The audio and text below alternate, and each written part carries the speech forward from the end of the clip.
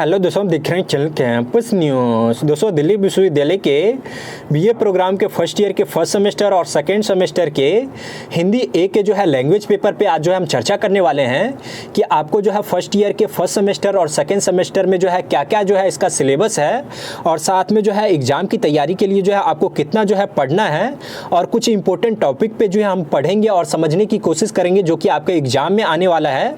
तो आप जो है वीडियो अंत तक जरूर देखिएगा। ये जो है DU के रेगुलर कॉलेज, SOL और NC वेब के जो है छात्राओं के लिए है, तो पूरे अंत तक वीडियो आप जरूर देखिएगा ताकि आपको जो है पूरा सिलेबस और जो टॉपिक है इंपॉर्टेंट वो जो है आपको समझ में आ जाएगा। तो वीडियो हम जो है शुरू करते हैं। तो दोस्तों, ये जो है दिल्ली विश्वविद्यालय के जो है फर्स्ट ईयर के फर्स्ट सेमेस्टर और जो सेकेंड सेमेस्टर का भी जो है जिन छात्रों का जो है हिंदी ए लैंग्वेज पेपर है तो उनका भी जो है ये सेम सिलेबस होगा। तो पहले तो हम जो है सिलेबस पे चर्चा कर लेते हैं कि आखिर जो है आपको फर्स्ट ईयर के फर्स्ट सेमेस्टर में जो है क्या क्या पढ़ना है और सेकेंड सेमेस्टर में। उसके बाद जो है हम अलग अलग टॉपिक को जो है एक लाइन से जो है समझने और पढ़ने की कोशिश करेंगे।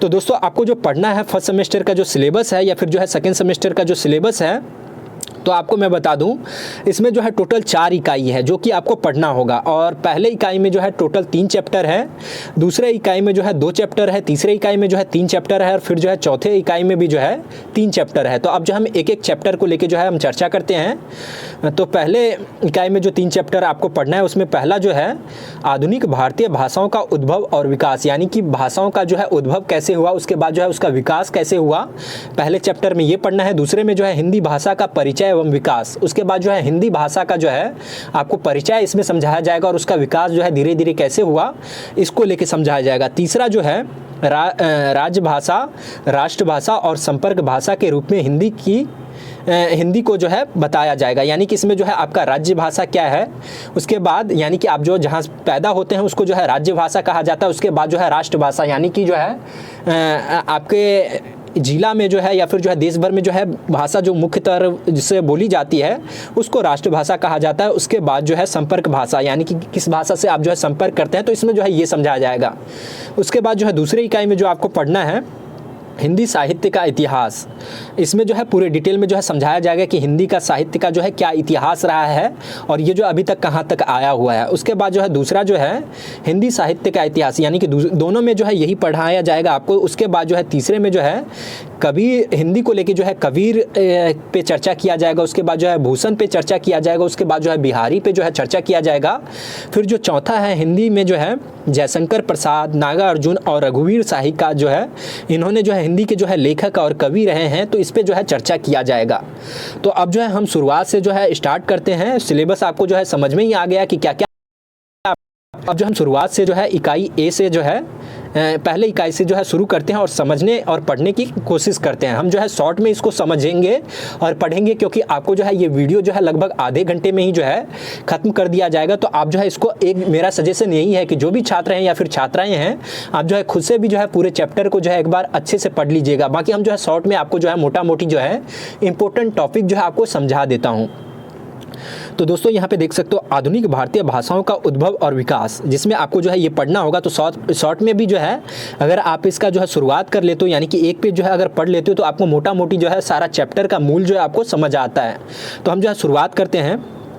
आधुनिक भारतीय भाषाओं का उद्भव और विकास। हिंदी की जिस भाषा धारा के विशिष्ट दैनिक और कालिक रूप का नाम है, भारत में उसका प्राचीनतम रूप संस्कृत है। संस्कृत का काल मोटे रूप से 1500 ईसा पूर्व से 500 ईसा पूर्व तक माना जाता है, यानी कि भारत में जो भाषा का जो है विशिष्ट दैनिक और काल्पनिक कालिक जो है रूप है, यानी कि भाषा जो मुख्य तरह से जो बोला जाता है, उसमें जो है संस्कृत भाषा से ही जो है हिंदी भाषा का जो है विकास हुआ, यानी कि निकला हुआ है। और ये जो है संस्कृत का जो है काल जो माना जाता है वो 1500 ईस्वी पूर्व से लेके 500 ईस्वी पूर्व तक जो है माना जाता है। इस काल में सांस्कृतिक बोलचाल की भाषा थी। इस बोलचाल की भाषा का ही शिष्ट और मानक रूप संस्कृत वाड्यम में प्रयुक्त हुआ है। संस्कृत भाषा के भी 2 रूप मिलते हैं। एक भाषा वैदिक संस्कृति है जिसमें वैदिक वाड्यम की रचना हुई है, और दूसरी लौकिक या क्लासिकीय संस्कृत है जिसमें वाल्मीकि, व्यास, भास, अश्वघोष, कालिदास, माघ आदि की रचनाएं हैं। यानी कि 2 तरह से इसको जो है डिवाइड किया गया है। यानी कि जो है वैदिक, आपने वेद अगर पढ़ा होगा या फिर जो है इसके बारे में सुना होगा, तो जिस तरह से उसमें जो है भाषा बोला जाता है उसमें डिवाइड किया गया। और दूसरा जो है, जो आदिकाल के कवि रहे हैं, यानी कि जो है कालिदास हो और भी बहुत सारे कवि हैं, उसके बारे में जो है वाल्मीकि हो जिन्होंने रामायण लिखा है, तो इसको लेके जो है उनकी भाषा को जो है यहाँ पे चर्चा किया गया है। इस संस्कृत काल के अंत तक मानक का परिनिष्ठिक भाषा तो एक ही थी, किंतु क्षेत्रीय 3 बोलियाँ विकसित हो रही थी, यानी कि धीरे धीरे जो है अलग अलग भाषा जो है विकसित हो रही थी, जिसे पश्चिमोत्तर, मध्य देशी तथा पूर्वी नाम से अभिहित किया जा सकता है। सांस्कृतिक बोलचाल की भाषा विकसित होते होते 500 ईस्वी पूर्व के बाद प्रवृत्ति काफ़ी बदल गई, जिसे पाली संज्ञा दी गई है। इसका काल 500 ईस्वी पूर्व से पहली ईस्वी पूर्व तक है। बौद्ध ग्रंथों में पाली का जो रूप मिलता है वह बोलचाल की भाषा का ही शिष्ट और मानक रूप था। इस काल में क्षेत्रीय बोलियों की संख्या 4 हो गई थी, पश्चिमोत्तर, मध्योत्तर, पूर्वी और दक्षिणी। यानी कि ये जो है भाषा के बारे में बताया गया है। इसमें आपको यही पढ़ना होगा कि भाषा जो है शुरुआत में किस तरह से बोला गया है, हिंदी कहाँ से स्टार्ट हुआ है, तो यही सब जो है मोटा मोटी आपको जो है समझना है।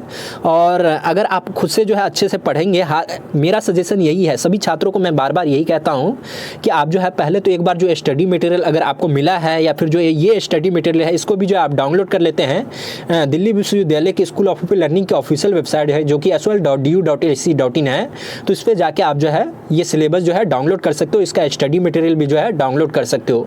तो इसमें जो है पूरा आपको जो है समझ में आ जाएगा, इसमें आसानी से जो है समझाया हुआ है, तो ज़रूर जो है आप यहाँ पे जाके डाउनलोड कर लीजिएगा। बाकी यहाँ पे दिया हुआ है सिंधी भाषा, यानी कि एक सभी भाषा का जो है अलग अलग रूप रहा है और उसी प्रकार से जो है भाषा विकसित हुई है, तो उसी को लेके जो है उनका काल दिया हुआ और किस तरह से विकसित किया गया है, तो ये जो है इसमें दिया हुआ है, तो इसको ज़रूर पढ़ लीजिएगा। बाकी हम जो है आगे चलते हैं, इसको लेके भी जो है इंपॉर्टेंट टॉपिक है, तो इसमें से भी जो है क्वेश्चन आते तो जरूर पढ़ लीजिएगा। बाकी अब जो दूसरा स्टार्ट होता है ख, यानी कि हिंदी भाषा का परिचय एवं विकास, ये जो है बहुत ही इंपॉर्टेंट है और ये हर एक बार जो है क्वेश्चन में आता ही आता है, इसको लेके 1-2 क्वेश्चन, तो जरूर इसको जो है आप अच्छे से जो है तैयार कर लीजिएगा। हिंदी भाषा की पूर्व पीठिका तथा उसका उद्भव। वैदिक संस्कृत काल में आर्य भाषा प्रदेश में 3 स्थानीय बोलियां विकसित हो चुकी थी। पश्चिमोत्तर, मध्य पूर्वी पाली काल में एक और स्थानीय बोलियां धीरे धीरे 6-7 हो गई, जिनका नाम है ब्राज्य, केकय, टक, सोरसेनी, महाराष्ट्री, अर्ध मागधी। इन्हीं से अप्रभंश काल में 6-7 अप्रभंश स्थानीय बोलियों का विकास हुआ है, जिन्हें प्राकृतों के नाम के आधार पर इन्हीं नामों से पुकारा जाता है। यानी कि ये सब जो है पढ़ लीजिएगा, आप खुद जो है अगर पढ़ेंगे तो आपको जो है समझ में आ जाएगा। यहाँ पे विकास जो है लिखा हुआ है, हिंदी भाषा 1000 ईस्वी में जन्म कर विकसित होते होते अब लगभग 1000 वर्षों की हो गई हैं, जिसके इस 1000 वर्षों के इतिहास अथवा विकास को 3 भागों में बांटा जाता है, आदिकाल, मध्यकाल, आधुनिक काल। यानी कि हिंदी भाषा के विकास को जो है 3 काल में जो है बांटा गया है। ये जो 1000 से ईस्वी से लेके 1000 वर्षों के का जो इसका इतिहास रहा है, इसको जो है अलग अलग में है बांटा गया है। आदिकाल यानी कि इसमें जो है धीरे धीरे आपको जो है समझाया गया है अच्छे से। जैसे आदिकाल में जो है 1000 से 1500 ईस्वी, हिंदी भाषा अपने आदिकाल में सभी बातों में अपभ्रंश के बहुत अधिक निकट थी, क्योंकि उसी से हिंदी का उद्भव हुआ है। आदिकाल की हिंदी की मुख्य विशेषता नीचे दी जा रही हैं, तो इसको जो है आप जरूर पढ़िएगा। ध्वनि, ये सब जो है पूरे डिटेल में जो है समझाया गया है, व्याकरण भी जो है इसमें समझाया गया है। तो ये सब अगर पढ़ेंगे आप धीरे धीरे तो आपको जो है सारा चीज़ जो है समझ में आ जाएगा और अच्छे से आप जो है एग्ज़ाम में लिख पाओगे। एग्ज़ाम में लिखने के लिए आपको जो है ये ज़रूर ध्यान रखना है कि सारे टॉपिक के बारे में आपको जो है कम से कम जो है ज़रूर मालूम होना चाहिए, ताकि अगर किसी भी चीज़ को आपको जो है पूछा जाता है, जैसे कि आपको हिंदी भाषा का इतिहास बताइए, तो आपको जो है इतना ईस्वी से ईस्वी आपको ये जो है ज़रूर ध्यान रखना है कि ईस्वी आपको याद रखना है कि इसका जो है विकास कितना ईस्वी से कितने ईस्वी तक में हुआ है, तो ये सब जो है आपको बताना होगा। तो आप जो है अच्छे से अपना जो है नंबर अपना ला सकते हैं, चाहे आप DU के रेगुलर कॉलेज हो, SOL हो या फिर NC वेब हो, सभी का जो है एक ही सिलेबस होता है, इसलिए जो है आप अच्छे से जो है इसमें तैयारी कर सकते हो। अब हम आगे चलते हैं और ये जो है महत्वपूर्ण चैप्टर है, तीसरा चैप्टर जो है राजभाषा, राष्ट्रभाषा और संपर्क भाषा के रूप में हिंदी। इसमें ये समझाया जाता है कि राष्ट्रभाषा आपका क्या है, उसके बाद जो है राजभाषा, फिर जो है संपर्क भाषा, ये सब जो है धीरे धीरे समझाया जाता है। जैसे ये चैप्टर जो है बहुत ही इंपॉर्टेंट है, ये आपको जो है सिर्फ अभी ही नहीं, आगे भी जो है इसके बारे में जो है अगर आप पढ़ते हैं तो आपको जो है समझ में आएगा। अगर आप हिंदी एमए से करेंगे तो यही जो है बहुत ही इंपॉर्टेंट ये चैप्टर जो है आपके लिए होने वाला है। तो इसको जो है ज़रूर आप जो है तैयार कर लीजिएगा, और मोटा मोटी 3 से 4 क्वेश्चन जो है लगभग इसी को लेके जो है पूछा जाता है, इसी चैप्टर पे आता है। तो ज़रूर इसको जो है अच्छे से आप जो है तैयारी कर लीजिएगा। अब हम आगे पढ़ते हैं। भाषा के विविध रूपों में सामान्य भाषा, बोली विभाग भाषा, राष्ट्रभाषा, राजभाषा, साहित्यिक भाषा, कृत्रिम भाषा, संपर्क भाषा आदि में केवल राष्ट्रभाषा और राजभाषा तथा संपर्क भाषा के बारे में विवेचना करना है। यहाँ अभिष्ट है राज्यभाषा हिंदी भाषा अधिनियम के संदर्भ में विशेष उल्लिखित अभिप्रेरित है, राष्ट्रभाषा और राज्यभाषा। तो यहाँ पे हम जो है राष्ट्रभाषा और राज्यभाषा जो है समझने की कोशिश करेंगे। देश की भाषा ही राजनीतिक, धार्मिक, सांस्कृतिक आदि कारकों के समग्र राष्ट्र के सार्वजनिक प्रयोग में आ जाती हैं। उसमें देश की सांस्कृतिक एवं उसमें बुद्ध मूल आदर्शों और अन्वित होती हैं तथा उसकी प्राकृतिक और उनके संपन्न साहित्य में यह सामर्थ्य होती है कि देश के अन्य भाषाओं के बिना उसकी प्रगति के बाधक हुए अपने साथ ले चल सके। हिंदी को राष्ट्र की राष्ट्रभाषा हुई हैं, राजनीति और सांस्कृतिक कारणों में देश भर में प्रचलित हुई यह दिल्ली निवासी मुसलमान शासकों के साथ समस्त भारत में फैल गई और बहुत दिनों बाद स्वतः कश्मीर से कन्याकुमारी तथा अटक से कटक तक पारस्परिक विचार विनिमय का माध्यम बनी। यानी कि ये जो है इसको जो है विकास करने में जो है मुसलमानों जो शासक रहे हैं उनका जो है महत्वपूर्ण भूमिका है, और उसके बाद जो है उन्होंने कश्मीर से कन्याकुमारी तक इस भाषा को जो है फैलने में जो है महत्वपूर्ण रहा है। और धार्मिक जनों तथा साधु संतों द्वारा भी आदान प्रदान का माध्यम हिंदी को ही प्राप्त हुआ। यानी कि अलग अलग लोगों ने जो है इसको जो है प्रचार किया, यानी कि प्रसार किया अलग अलग। जैसे आपको मैं बताऊं कि साधु संत जो है अलग अलग जाते थे, या फिर जो अलग अलग जो है लोग आते थे अलग अलग जगह से, तो इसके माध्यम से जो है हिंदी भाषा जो है का जो है प्रसार हुआ है।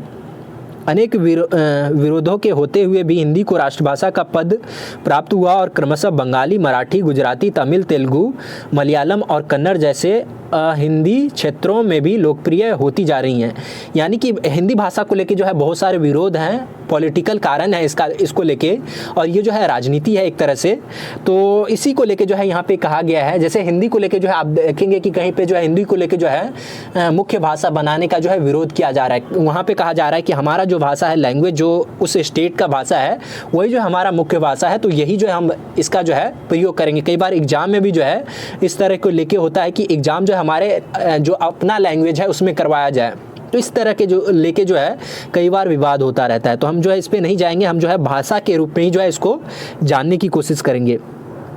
हिंदी का राष्ट्रभाषा के रूप में विकास प्रस्तुत करते हुए डॉक्टर शिवाजी वर्मा ने हिंदी की व्यापक संपूर्ण देश क्षेत्रों में प्रदर्शित है। मुस्लिम शासक के दिनों में ही हिंदी की सामान्य बोलचाल की भाषा बनी रही। मुस्लिम साम्राज्य यहाँ दीर्घकाल तक रहा, परंतु उसकी भाषा फारसी लोक भाषा कभी नहीं बनी। मुस्लिम शासक में भी राज्य भाषा फारसी के साथ हिंदी भी चलती रही। यानी कि जो मुस्लिम शासक थे वो भी जो है अपनी जो है उर्दू के साथ, फारसी के साथ जो है हिंदी को ही जो है मुख्य से जो है बोलते थे।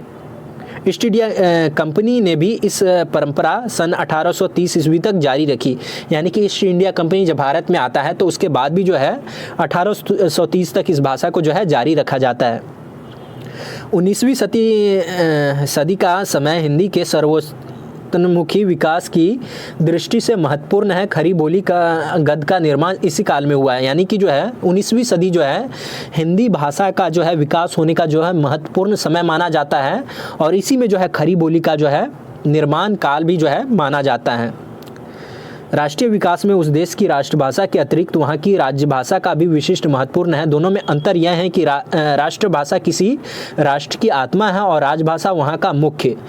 ये मैंने आपको पहले ही बता दिया कि राष्ट्रभाषा वहाँ की जो है आत्मा है। यानी कि जैसे हिंदी को जो है राष्ट्रभाषा कहा जा सकता है, लेकिन राष्ट्र की राज्य भाषा जो है उस राज्य का लैंग्वेज, जैसे मैं आपको बात करूं साउथ की, तो साउथ में जो है अलग अलग जो है कन्नड़ बोला जाता है, कहीं पे जो है तमिल बोला जाता है, तो अलग अलग स्टेट का जो है अपनी भाषा है, तो उसी को जो है राज्य भाषा कहा जाता है। बाकी जो राष्ट्रभाषा है वो मुख्य तौर पर जो है भारत में जो है हिंदी को ही जो है माना गया है अभी तक। राष्ट्रभाषा का विकास स्वतः स्फूर्त और प्रवाहमान होता है, जबकि राजभाषा शासन तंत्र की नीतियों के संयोजन का साधन है। यानी कि राष्ट्रभाषा का जो है विकास धीरे धीरे होता है और जो राज्य भाषा है उसका जो है शासन तंत्र के हिसाब से ही जो है उसका जो है संयोजन का साधन होता है। शासक और शासित के बीच फैले अंतराल को समाप्त करने में राज्य भाषा सहायक होती है। तो ये जो है आप ज़रूर पढ़ लीजिएगा।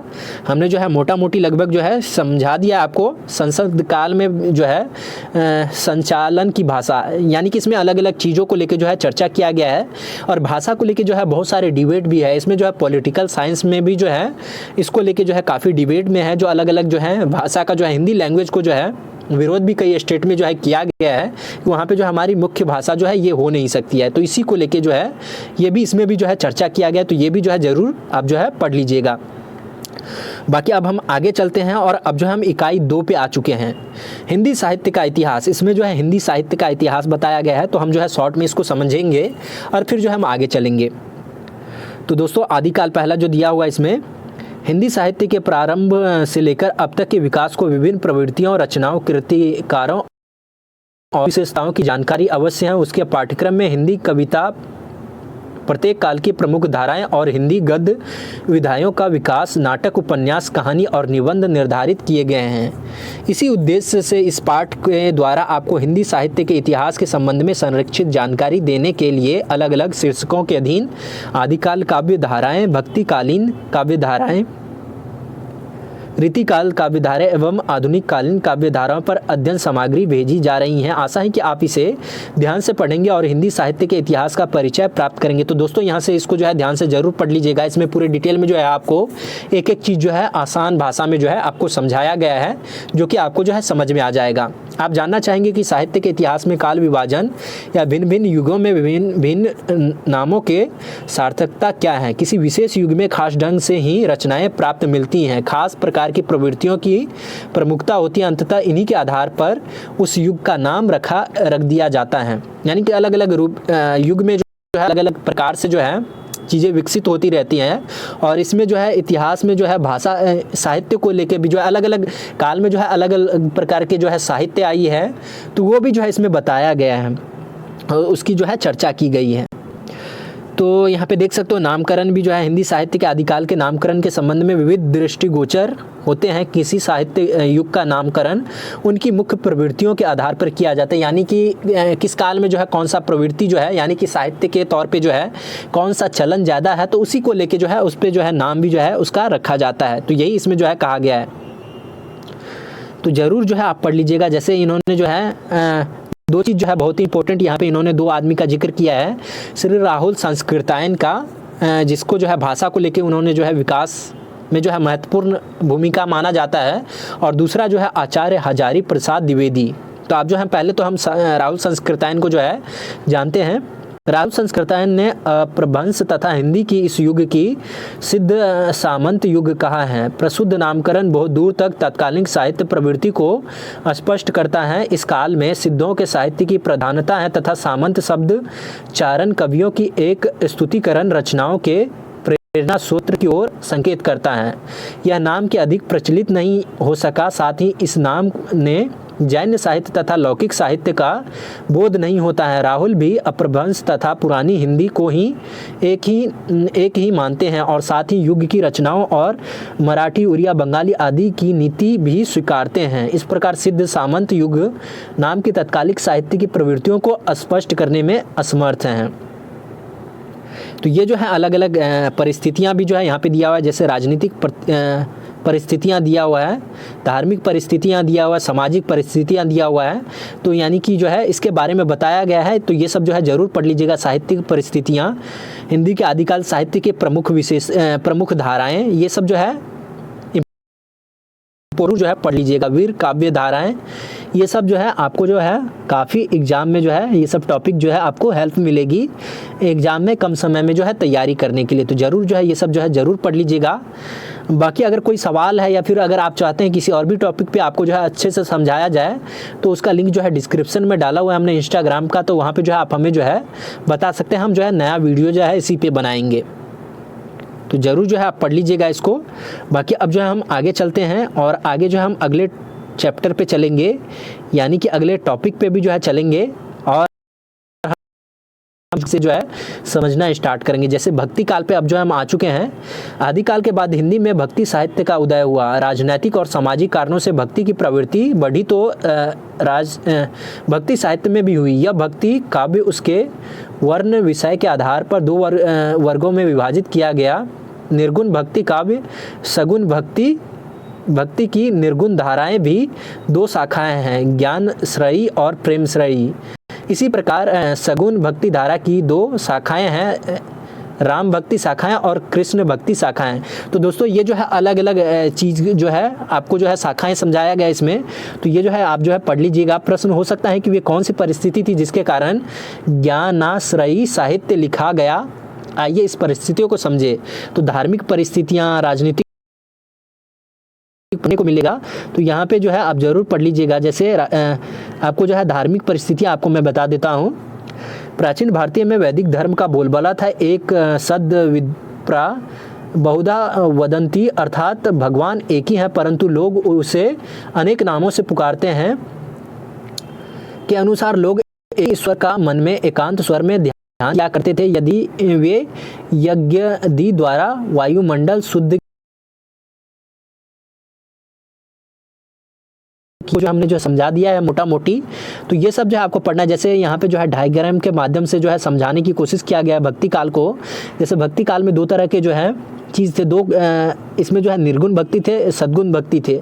निर्गुण भक्ति में जो है आपको ज्ञान श्रेयी शाखा आ जाता है, प्रेम श्रेयी शाखा आ जाता है, और सगुण राम भक्ति शाखा आ जाता है, कृष्ण भक्ति शाखा आ जाता है। और इसमें भी जो है दो चीज़ आपको पढ़ना होगा। जैसे जो है निर्गुण में ज्ञान सही शाखा आपको पढ़ना होगा और उसके बाद जो है प्रेम सही पढ़ना होगा। सगुण में भक्ति में जो है राम भक्ति शाखा पढ़ना होगा, उसके बाद जो है कृष्ण भक्ति जो है शाखा पढ़ना होगा। तो ये सब जो है आपको पढ़ना जो है काफ़ी जरूरी है और इम्पोर्टेंट भी है। जैसे कबीरदास को यहाँ पे जो हम समझेंगे, कबीरदास संत काव्य की निर्गुण भक्ति शाखा के प्रतिनिधित्व कवि थे। तो ये जो है निर्गुण भक्ति के कवि के जो है प्रतिनिधित्व थे और वे एक साथ समाज सुधारक, भक्त और कवि थे। वे अस्पष्ट वक्ता और निर्भीक पुरुष थे और समाज की रूढ़ियों पर बड़ी निर्ममता से आक्रमण करते थे। कबीर का काव्य साखी शब्द और रमैनी में विभक्त हैं। उनके द्वारा रचित पदों तथा साखियों आदि का संग्रह इसके शिष्य धर्मदास के बीजक में कर दिया गया था। अब कबीर ग्रंथावली में ये प्राप्त हैं। इसके काव्य में निर्गुण ईश्वर की उपासना, पाखंड खंडन, जाति विरोध, सदाचार आदि का प्रमुख रूप से वर्णन हुआ है। उनके संदेश में कुछ मुख्य बातें आपको जानने चाहिए। उनके संदेश में निम्नलिखित शीर्षकों में विभाजित कर सकते हैं: ईश्वर, गुरु, धर्म ग्रंथ, हिंदू मुस्लिम एकता, जाति पाति का खंडन, पाखंड, सदाचार का या पवित्र जीवन। तो ये जो है कबीर की जो है कुछ मुख्य विशेषता थी उनके बारे में, तो उसको लेके जो है यहाँ पे दिया हुआ है। जिन्होंने जो है कबीर जी ने इन चीज़ों पे जो है काम किया है, तो वही जो है इसमें बताया गया। जैसे यहाँ पे हिंदू मुस्लिम एकता को लेके जो है कबीर ने जो कहा है वो जो है मैं आपको बता देता हूँ। हिंदू और मुसलमान को परस्पर लड़ते झगड़ते देखकर कबीर का कोमल हृदय विदीर्ण हो जाता था। उनकी दृष्टि में दोनों ही समान थे, एक ही भगवान की अलग अलग संतान थे। इस पर भी अज्ञान के कारण एक दूसरे के प्राण लेने पर उतारू रहते थे। अपनी वाणी द्वारा कबीर ने द्वेष को दूर कर उन्हें एक दूसरे के समीप लाने का महान कार्य किया। आपने सुना होगा और गाना भी आपने जो है इसके दोहे भी आपने कई जो है सुने होंगे, जो कि बहुत ही इंपॉर्टेंट है और आपको जो है अंदर से हिला के रख देता है कि कबीर जो है किस तरह के जो है एक महान शख्स थे। जैसे कह हिंदू मोही राम प्यारा, तुरुक कहे हरि नाम, आपस में दो लरी मरे, मुए मरन ना काहू जान। यानी कि ये जो है समझाया गया है किसी तरीके से, इसमें यही कहा गया है कि यही जो है आपको समझाने की कोशिश किया गया है। ये जो आप खुद भी जो है समझ सकते हैं, कोई हिंदू कोई तुर्क कहावे एक ज़मीन पर रहिए, यानी कि कोई हिंदू कहता है, कोई जो है तुर्क कहता है, लेकिन दोनों एक ही ज़मीन पर रहते हैं। वेद पुराण पढ़े खुतबा वे मौलाना वे पांडे, विगत विगत के नाम धराए यह माटी के भांडे। यानी कि इसमें ये कहा गया है कि वेद भी पढ़ा जाता है, पुराण भी पढ़ा जाता है, कुरान भी पढ़ा जाता है, खुतबा भी पढ़ा जाता है, मौलवी भी कहा जाता है इन लोगों को, पंडित भी जो है, पांडे भी जो है कहा जाता है, और एक ही माटी पे ये सब लोग जो है रहते हैं। तो इसी को लेके जो है यहाँ पे कहा गया है। तो ये सब जो है आप ज़रूर पढ़ लीजिएगा, इम्पोर्टेंट टॉपिक है, और आपको जो है इसमें जो है बहुत चीज़ जो है समझने को भी जो है मिलेगी ना। फिर आपको जो है सिलेबस के बारे में पढ़ेगा, यानी कि एग्ज़ाम की तैयारी के लिए आपको जो है ये काम आने वाला है। बाकी आपके ज़िंदगी में भी जो है काफ़ी जो है उम्मीद किया जा रहा है कि परिवर्तन होने वाला है। आपको बहुत सारी चीज़ जो है आपके दिमाग को जो है समझने, आपको जो है एक तरह से खोल दिया जाता है, और आपको जो है काफ़ी कबीर जैसे लोगों को पढ़ के आपको जो है काफ़ी कुछ जो है सीखने को मिलता है। तो आप ज़रूर पढ़ लीजिएगा। बाकी और भी कोई सवाल है या फिर कोई कमेंट है तो आप ज़रूर कमेंट करके बताइएगा। तो उम्मीद है कि आपको जो हमने मोटा मोटी समझा दिया गया है, और एग्ज़ाम में आपको जो है आसानी से जो है अपने ही भाषा में लिखना है। डेट आपको ध्यान रहना चाहिए, किसके बारे में लिख रहे हैं ये आपको जो है ध्यान रखना चाहिए, मोटा मोटी आपको जो है ध्यान रखना चाहिए। बाकी से अगर आपको नहीं भी आता है उतना, तो आप जो है अपने लैंग्वेज के हिसाब से जो है जो आप अपनी भाषा में लिखते हो वो जो है आप लिख सकते हो। तो इसी प्रकार से आप जो है लिखिएगा, तो आप जो है अच्छा जो है एग्ज़ाम में लिख पाओगे और अच्छा मिल जाएगा। तो ये जो है अपडेट जो है हर एक आदमी का जो है ये जरूर कर लीजिएगा, जैसे कबीर का हो, नानक का हो, अलग अलग लोगों का जो है दिया हो। तो ये सब जो है डेट जरूर जो है आप याद कर लीजिएगा। जैसे हिंदी को राष्ट्रभाषा, राजभाषा को लेके भी जो है ये सब जो है टॉपिक इंपॉर्टेंट है, तो ये सब भी जो है ज़रूर पढ़ लीजिएगा। तो यही है जो हमने जो है मोटा मोटी जो है हिंदी के फर्स्ट सेमेस्टर का और सेकेंड सेमेस्टर का जो है हमने सिलेबस जो है कवर कर लिया है। बाकी हम अगले वीडियो में आपसे जो है मिलेंगे और किसी और सिलेबस पे जो है हम चर्चा करेंगे, किसी और सब्जेक्ट के सिलेबस पे, और वहाँ पे भी जो है बाकी चीज़ों को समझने की कोशिश करेंगे। बाकी आज के इस वीडियो में इतना ही। वीडियो पसंद आए तो लाइक करिएगा, अपने दोस्तों के साथ शेयर करिएगा, और चैनल पे नए हैं चैनल को भी सब्सक्राइब जरूर कर लीजिएगा, ताकि इसी तरह से और वीडियो हमारे इस चैनल पर आपको मिलता रहे। बाकी शुक्रिया, धन्यवाद।